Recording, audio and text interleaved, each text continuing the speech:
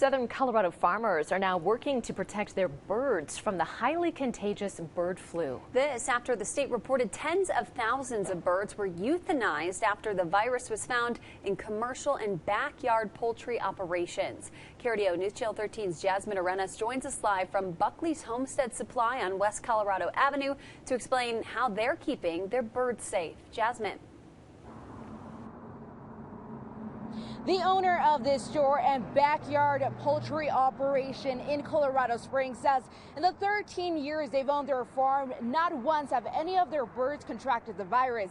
But now extra precautions are in place since experts predict this outbreak can be worse than the outbreak in 2015.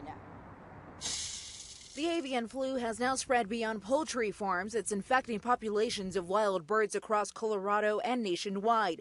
Here in El Paso County, all 5 reported cases have been found in ducks. If you go out to Memorial Park and you're around all those wild waterfowl, when you come home, change your shoes before you go out into your own flock.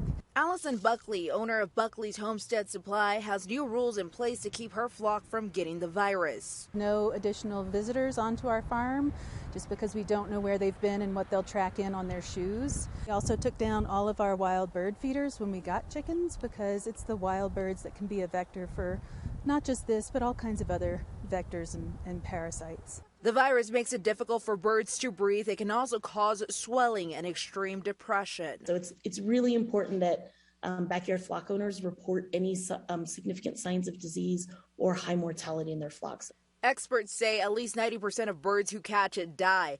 And even though prices for eggs and poultry are soaring due to the virus, officials say it is still safe to eat chicken and eggs.